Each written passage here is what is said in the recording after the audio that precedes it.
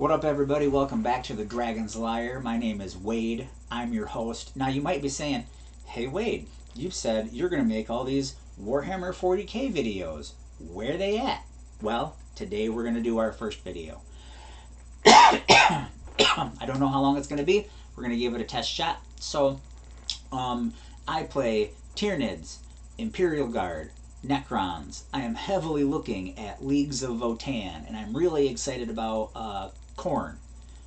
So what I want to do is I want to put out a video talking about the Tyranids, the background that you got there. I've played a lot of Tyranid games over the years.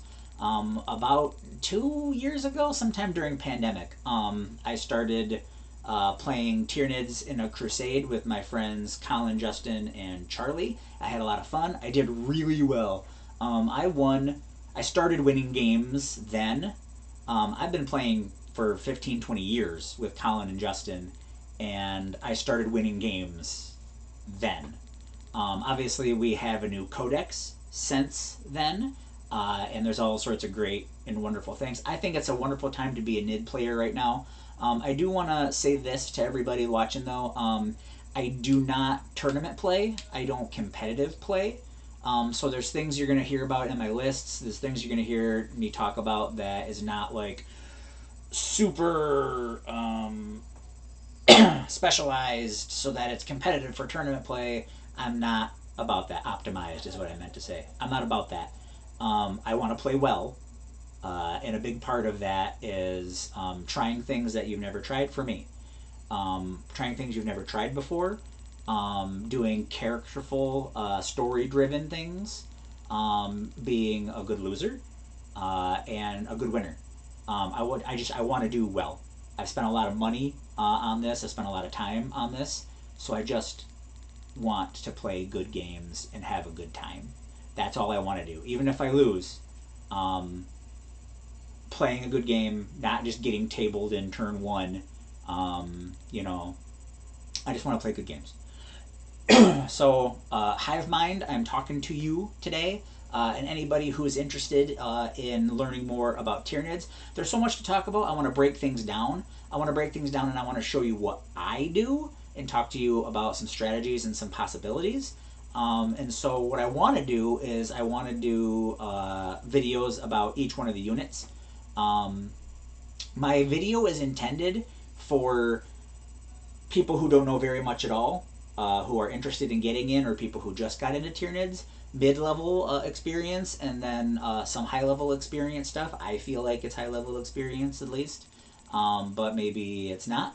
You guys may be way cooler and way more experienced than me, so hey, if you are way cooler and way more experienced than me, leave me a comment.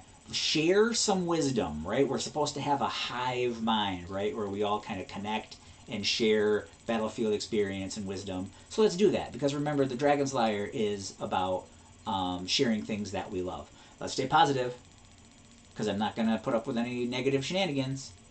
Nobody's got time for that. This is all a hobby that we love. Alright, so what I want to do first is this video is going to be about Hive Tyrants. Now, when I'm talking about Hive Tyrants, we've got to talk about the walk rant. That's what I'm talking about today, is the walk rant.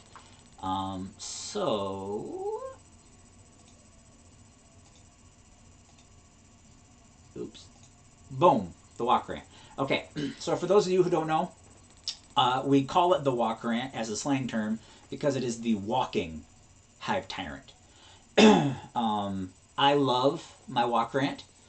So my Hive Fleet that I made up is Hive Fleet Cerebrus. It's a combination of the word cerebrum, talking about the brain, and the mythical creature Cerebrus that guards the gates to hell, the three-headed dog.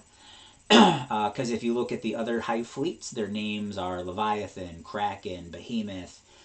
They're all names that are like legendary monsters and creatures.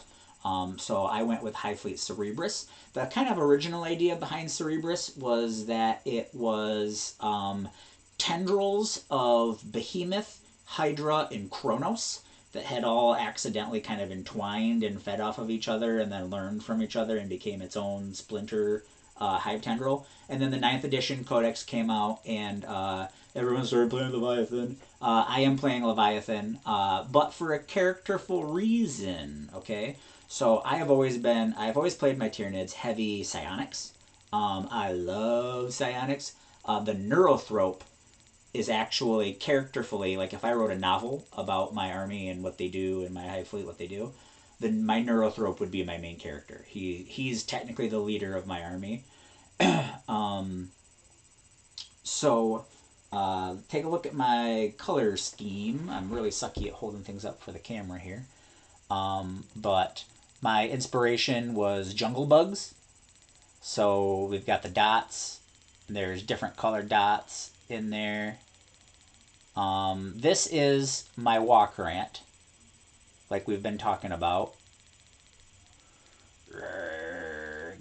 Okay.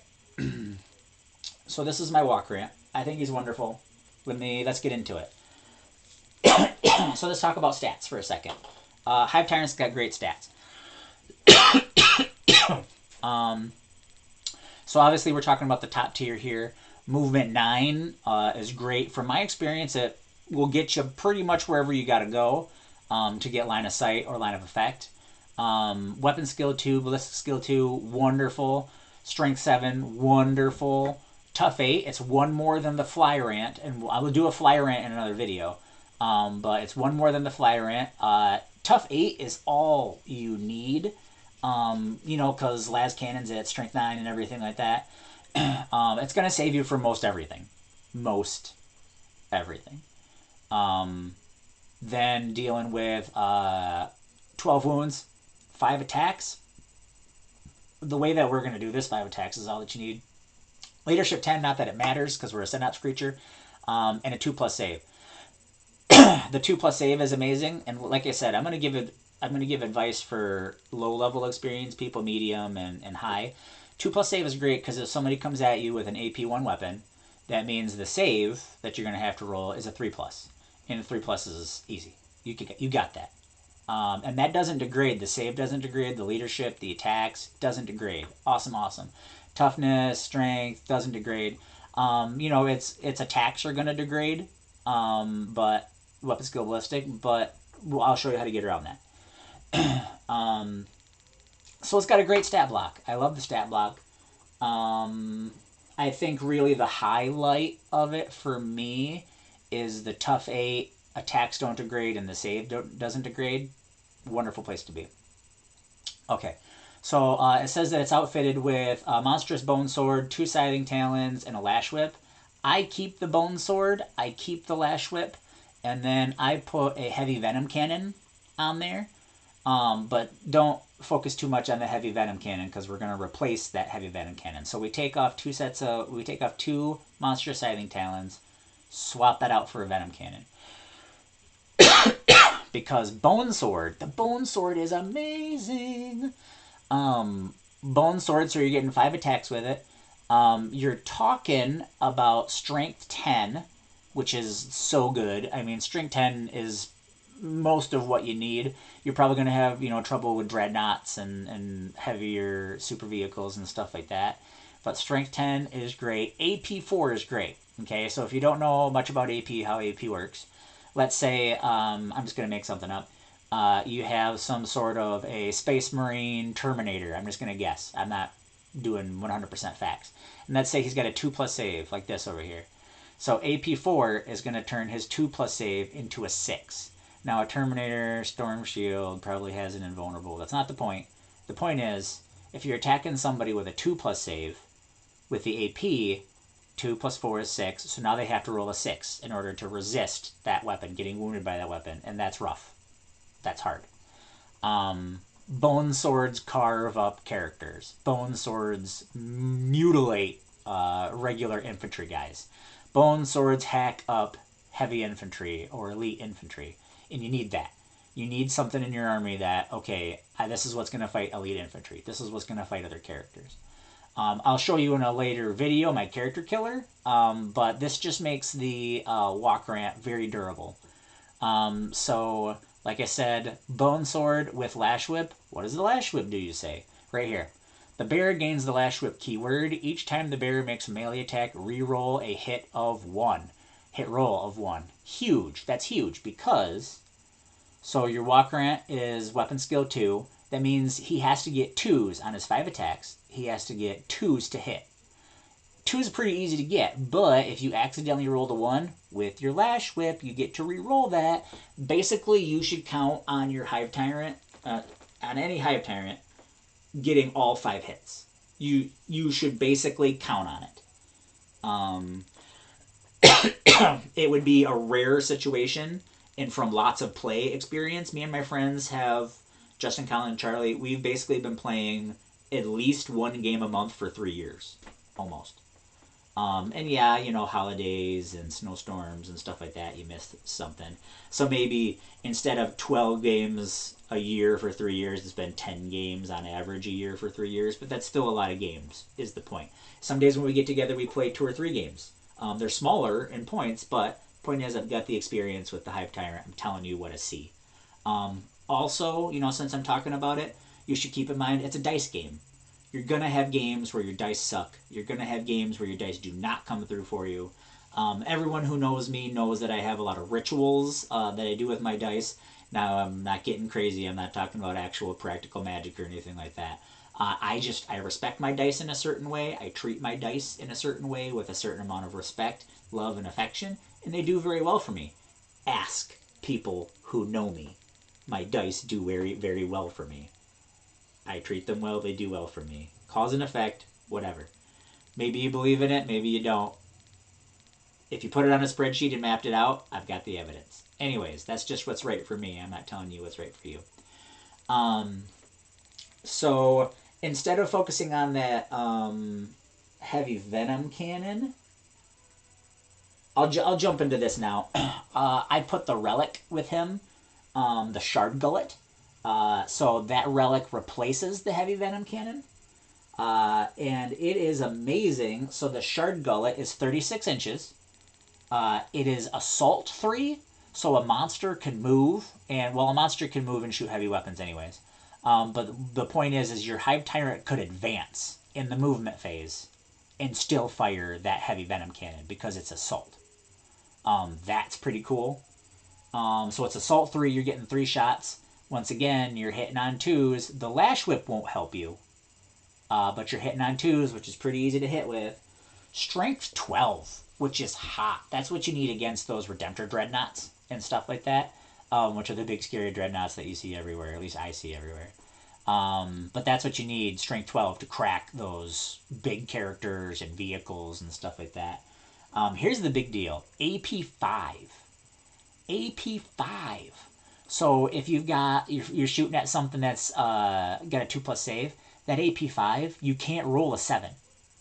You can't do it on a D6. So pretty much everything will get no regular save against the shard gullet, and it's 5 damage. 5 damage is insane. 5 damage will one-shot a lot of characters. 5 damage will, bracket some stuff. But if you hit them twice, and it does all 5 damage twice, the 10 damage, you're gonna mess stuff up. I mean, right there, that's how you power down storm surges, other super heavies, stuff like that. Because AP 5. Now, stuff like that's gonna have invulnerable saves. Let's just get honest with it. But you gotta make your enemy roll saves. That's how you hurt your enemy, is you make them roll saves. And the more saves you make them roll, statistically, they will fail. And then that's when they die. So I skipped ahead a little bit going into the shard gullet, but I wanted to handle all the weapons at the same time. So Lash Whip, Bone Sword, shard gullet, replacing the heavy venom cannon. It's an awesome combo. Because then you can set back from 36 inches and just chug, chug, chug. Spread that damage around. My Walk Rant, I make him hold the middle field. He's not all about getting up in your face. I make my Walk Rant hold the middle field. If there is a central objective to hold, to get points, victory points, blah, blah, blah, my Walk Rant often will go towards the center objective. He will swarm the center objective and try to hold it. This is also for you high-end players out there. He's a good place to castle, and I'll talk to you about castling a little bit. But I like to hold him in the middle field, and then with everything that's happening in the front, that's when he chooses where he's needed to go, where his help is most needed. So hold middle field, and then support the front line. Okay. So talking about other war gear here, adrenal glands is wonderful. I love adrenal glands. The bear gets adrenal gland keyword. That's good for some stratagems. Add 1 to the move characteristic, so then you're 10, 9, and 7. And add 1 to the strength characteristic, so that's going to be an 8 up here, which does make your bone sword a weird strength 11. But you're double strengthening anything that's tough 5. So you're still doing that. It doesn't open that up for you. You're still doing that, which is important, because then you get those 2s to wound. We're talking about lash whips. I put the toxin sacks on, depending on if I have enough points, like in my 1,500 or 75 power level. I give him the toxin sacks. Bear gains toxin sack keyword. Each time the bear makes a melee attack, an unmodified roll of 6 automatically wounds the target. You're gonna get some 6s over here. Automatic wound. It just makes things easier. It makes killing things easier. I'm not going to read this whole thing right here because this is about replacing arms to add this weapon, replacing this weapon to do this.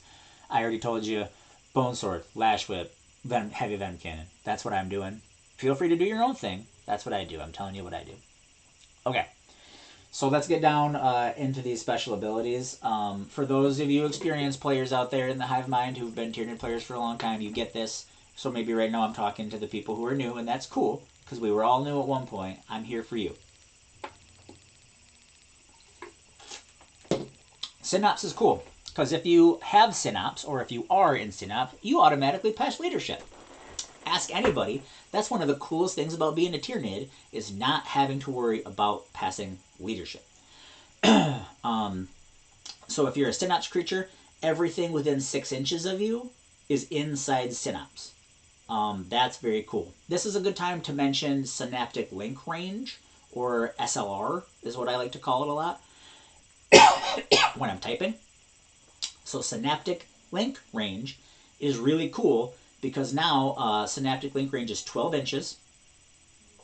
So if you have 2 Psykers that are within 2 Synops creatures that are within 12 inches of each other, so 12 inches between these 2 guys, this guy can cast into this guy and then maybe cast something out of him. Okay, so it's Synaptic Link Range. They got to be within 12 inches of each other. So then maybe this is the middle guy, and there's another guy... My camera. There's another guy over here. Point is, you can go through one guy and into another. That's over here, as long as they're all within 12 inches of each other. Okay, Synaptic Link Range. Very cool. It's a new rule. Very cool. Shadow in the Warp. Remember your shadow in the warp. I obviously play very heavy on the Psykers. My friends bring some, but if you have an enemy Psyker within 18 inches of you, that enemy Psyker takes a -1 to their tests. And there's something else with shadow in the warp. The most important thing is they take a -1 to their tests. So maybe your enemy fails a psychic power that would have been really important. I've seen that happen recently. That's always good to remember. Psychic Barrier is so cool because he's got a 4+ invulnerable. That's our invulnerable. 4+ invulnerable is just about as good as it gets anywhere. The only thing for us that beats it is the Neurothropes 3+. So he's got a great invulnerable. I make this invulnerable all the time, and my friends hate it. It's because my dice love me, but I make this invulnerable all the time. Death Throes is pretty cool because listen to this. When the model is destroyed, roll a d6. before removing it from play. On a 6, the closest enemy, not everybody, like with explosions catch everybody. The closest enemy unit within 6 inches, 6 inches is bigger than you think sometimes. And you got to keep in mind, his base is pretty big. So 6 inches out from his base, that's a bigger circle than just a 6-inch circle. Suffers D3 mortal wounds. Sometimes you can take your enemy down. Whoever killed the tyrant can take the tyrant. The tyrant can take them down sometimes with death throws. So, Will of the Hive Mind, pretty cool. In your command phase, select core friendly Hive Fleet. Sorry, one friendly Hive Fleet core unit within synaptic link range. So right there it is, synaptic link range on page 87 of this model. Until the start of your next command phase, each time a model in that unit makes an attack, reroll the hit roll of 1. For me right now, it's Warriors or Tyrant Guard. Warriors right now are so hot with dual bone swords, adrenal glands and dual bone swords, because that makes the Warriors strength 8, AP 2, damage 2. And yeah, Armor of Contempt is soaking up a bunch of that. It's soaking up 1 AP of that. But irrelevant. Warriors with dual bone swords are hot right now. So a group of warriors, they need a 3 to hit. They're rerolling 1s. It pretty much means a 2 is a miss for them. You're going to get hits. You're going to get hits. That's the way it's going to be. Talking about the warlord trait. For my walk grant, I like adaptive biology. It gives the 5+ feel no pain. As far as I understand, feel no pain is not a word right now. It's an older concept from previous editions. For everybody who is unfamiliar with feel no pain, so it gives a 5+ feel no pain. So let's say you get hit with a damage 2 weapon. You fail your saves for whatever reason, and you're going to take 2 damage. You then roll 2d6, so whatever amount of damage you would be taking, and any 5+ on that gets ignored. So maybe you roll a 5 and a 4, so then instead of taking 2 damage, you'd only take 1. Okay? So a 4+ save with feel no pain, stacking those things, stacking the 4+ save and the feel no pain, it makes your tyrants tough. It makes your tyrants tough. I also like this, so that way the tyrant doesn't have to cast Catalyst on himself. It's like an auto Catalyst, which is great because Catalyst is important. And we'll get to that. I'm just looking at my list here. Okay, so let's talk about Psychic. This model can attempt to manifest 2 psychic powers in your Psychic phase. That's awesome. 2 casts is awesome. Deny 1, that's great, because deny is 24 inches, and as far as we can figure out, you don't need line of sight. So 24 inches is great for deny. And your it knows Smite, which is amazing for us, and 2 psychic powers, which I take Onslaught and Catalyst. Okay, so here's the deal with Catalyst. Catalyst has a charge of 6, I believe. If you cast it, whoever you cast it on gets the 5+ feel no pain. He's already got the 5+ feel no pain with adaptive biology. So I put my Catalyst on a group of Tyrant Guard and use the Tyrant Guard. That makes the Tyrant Guard tough. They're already tough 6 with like 4 wounds apiece. Maybe it's even 5 now. But anyways, point is, it makes the Tyrant Guard even tougher. That's a synergy, and I have a whole section about synergies I want to talk about. But that's a synergy. I love it. Onslaught is great. Have the Tyrant onslaught himself, so that way, if you need him to, he can move, assault. So roll an extra d6 and move that many inches. Shoot, because onslaught allows you to shoot, even if you've. In this case, because the Shard Gullet's an assault weapon, you can move and shoot it anyways. But point is, it will allow you to move, assault, shoot, and charge.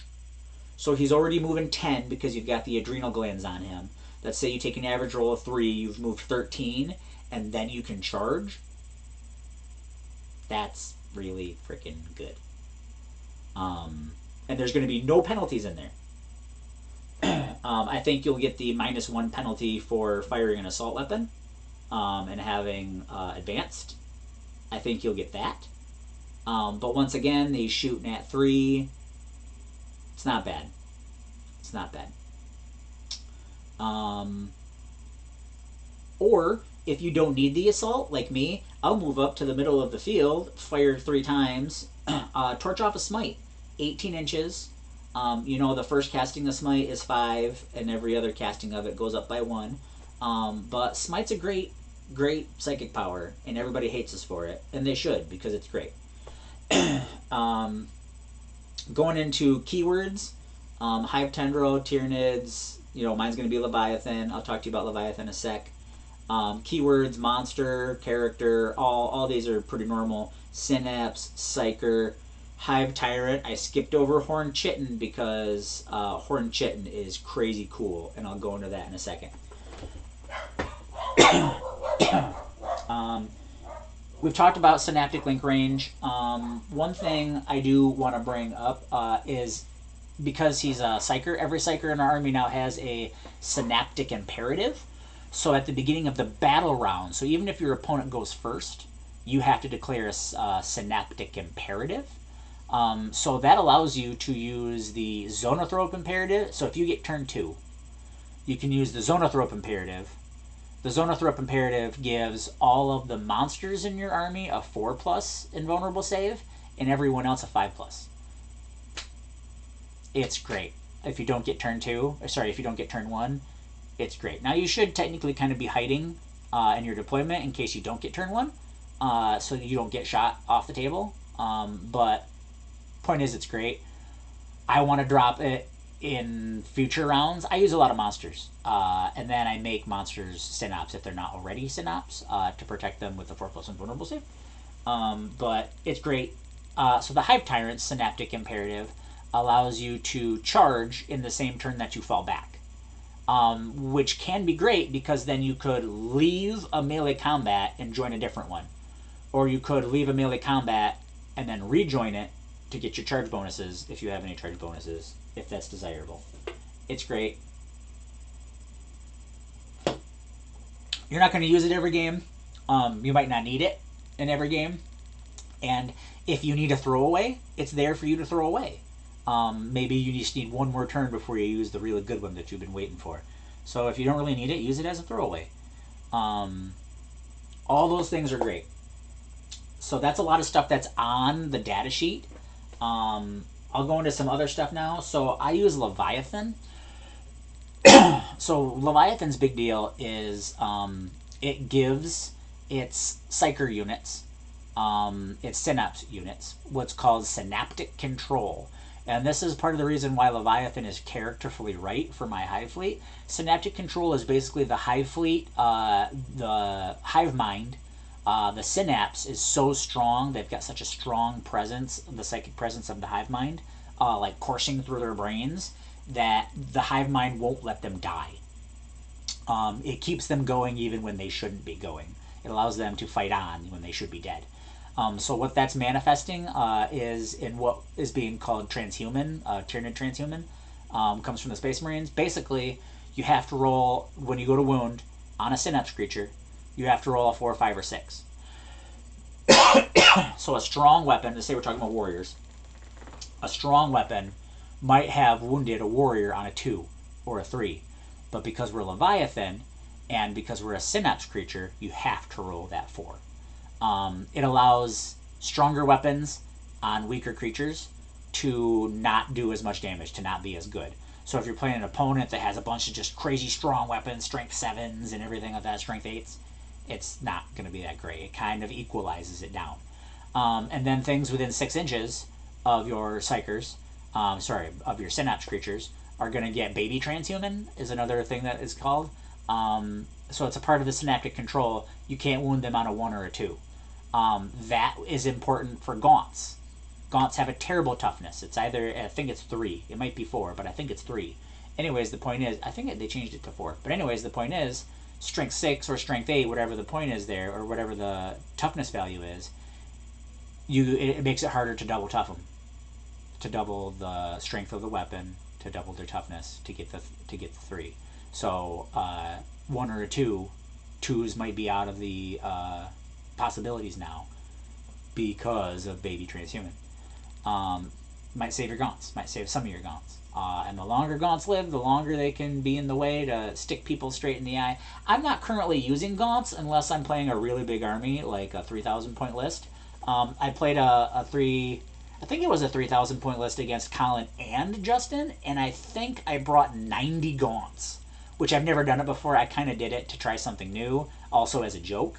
But at least one of those gaunt squads, I command my gaunts to shove themselves down big units' throats like a dreadnought. I'm not saying a dreadnought has a mouth, but what I'm saying is cram themselves into that enemy, and basically the math will win. And if the math doesn't win, it'll still do you some good. 90 gaunts attacking, you're going to get some through, they're going to lose some of their saves. It's going to happen. That's all about matchups, and matchups is for a whole different video and different strategy and stuff like that, but know your matchups, learn your matchups, and 90 gaunts can get the job done, depending on what you put on them, toxin sacks, but 90 gaunts can get the job done.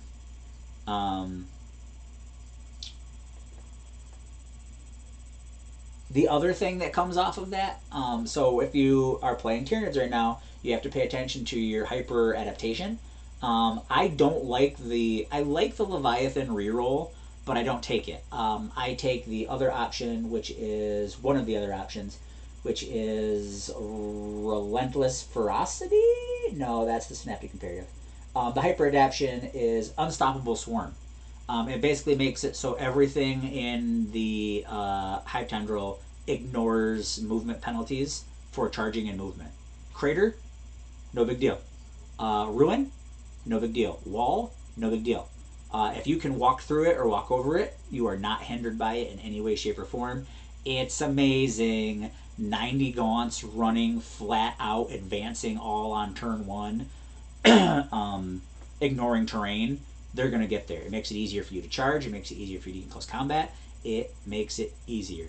And watching your opponent poop themselves because their charges are harder because you stopped just on the other side of a crater. And then they won't be able to get to you because, they had to roll an 8 and they get a -2 because the crater now it's a 10 and blah, blah, blah. Point is, you come up to that crater and then you just smile because you know that you can make it next turn. And it's really hard for them to make it. But Unstoppable Swarm, amazing. So let's talk about some stratagems that would be good for your Hive Tyrant. This is just what I use, and I have these stratagems ready for situational purposes. So Adrenaline Surge, I believe you have to have adrenal glands to use Adrenaline Surge. It's going to cost 1, and the most important option here, it can give a unit change their attack characteristic to 1 greater than what it is. So like 3 warriors in a squad with 3 attacks, then they would all have 4 attacks, and that's pretty good. I'm not saying that that's not good, because everything in my army pretty much has adrenal glands. Anything that adrenal glands is an option, I take it. I don't take the toxin sacks on everything. I take the toxin sacks on my tyrants, but Adrenaline Surge is going to give you D3 extra attacks. Now, D3, you got some possibility for some suckage there if you roll the 1. Keep in mind, your average is going to be the 2. But 7 attacks with that Bone Sword and that Lash Whip, and I've already told you how good that is. 7 attacks, you're going to kill stuff. You're going to bracket stuff. You're going to wipe stuff off the table, and if you're unlucky, you're just going to mess stuff up.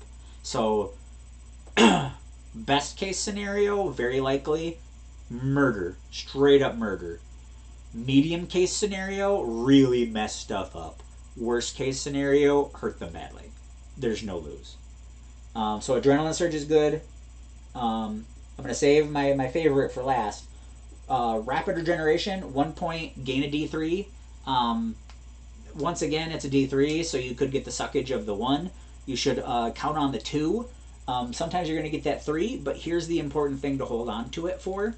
if you get bracketed, so if you are at 6 wounds, all you need is that 1 to get back into your top bracket. And this has actually happened to me, where I just needed that 1. So it was 1 CP to be back in the top bracket, murdering with the best of them. Even if you're in the middle bracket, a 3 is not bad. You know, you're going to miss on the 2, but you're going to reroll the 1s. That's not bad. Most of your attacks are still going to hit. But I use this early game when I have a lot of CP. If somebody manages to put hurt on either one of my Tyrants or a Tyrannifex, I love Tyrannifexes. But anyways, I use it early game while I have a lot of CP to keep their health totals up.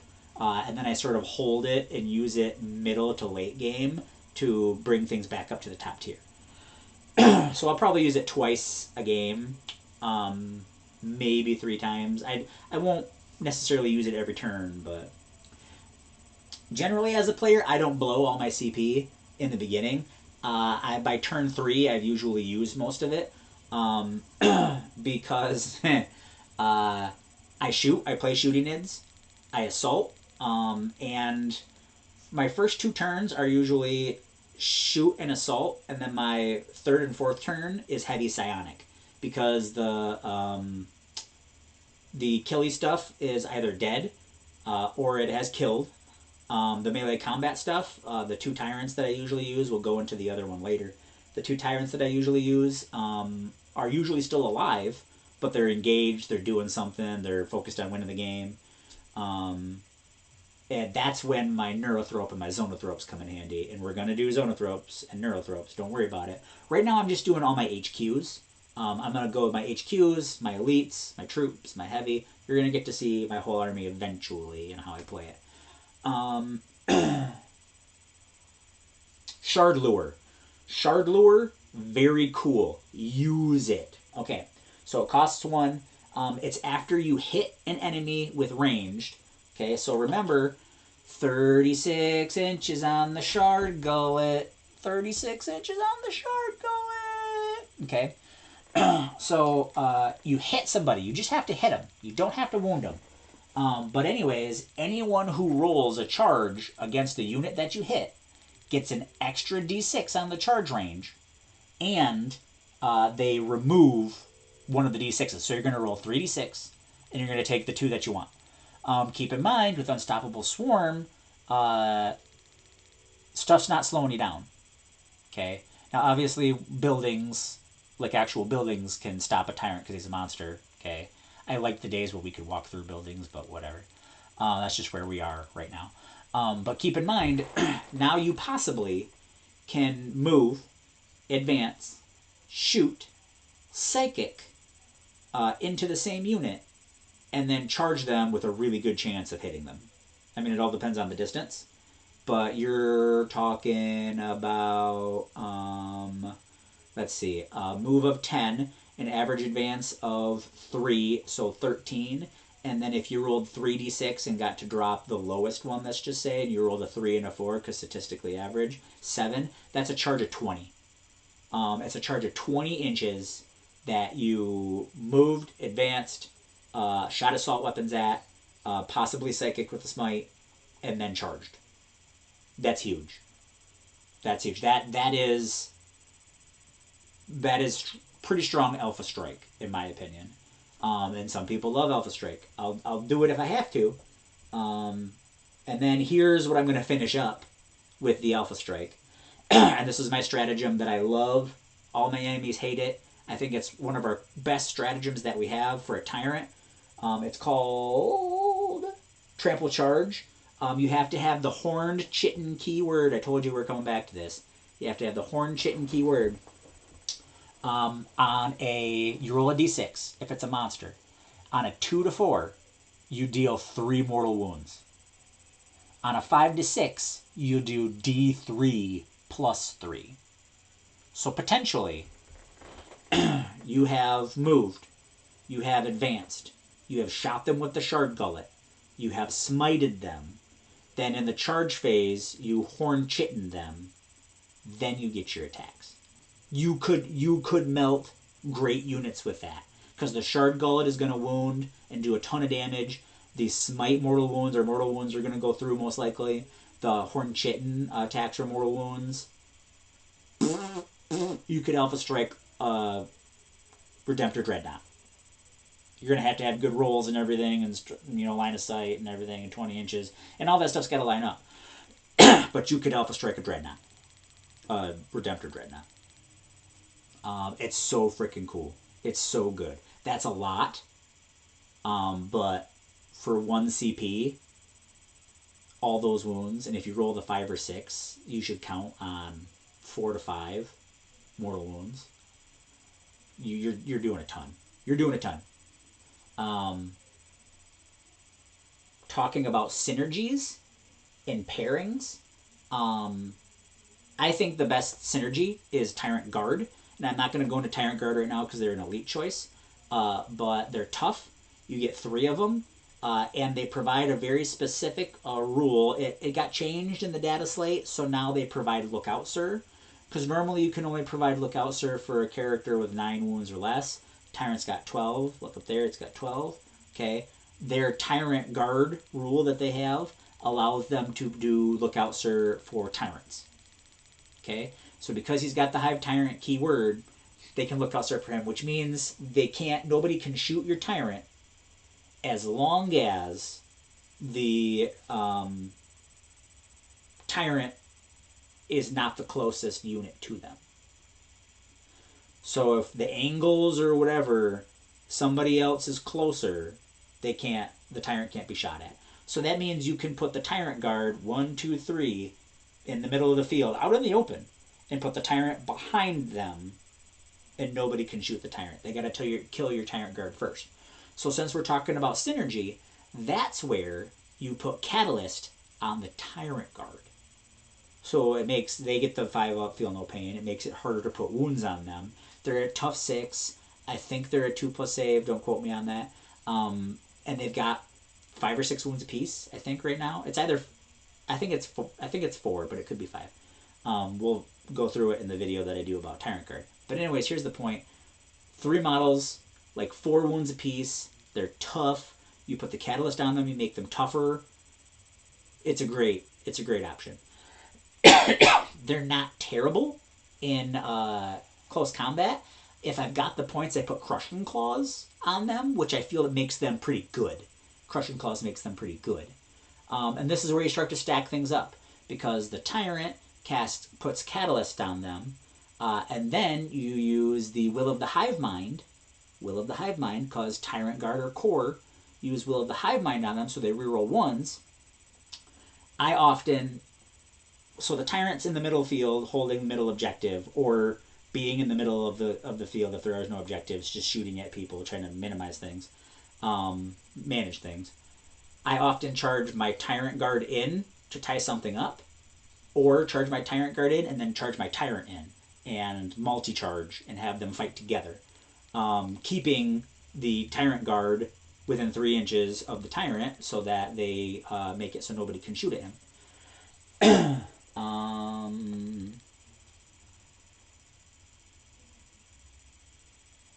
I'm not going to mention... So I use my Neurothrope to buff my Hive Tyrant, but I'll mention that in the Neurothrope video. I think the 2 most important things to remember with your Hive Tyrant, not that they're most important things, but they're the most important things to remember because I often forget them. You see what I'm saying? Remember these things because they're easy to forget. Okay? A Tyrant can Psychic into the combat that he's in. So let's say you charged him in, he fought, everybody else fought, opponent's turn, he's still alive, back to your turn.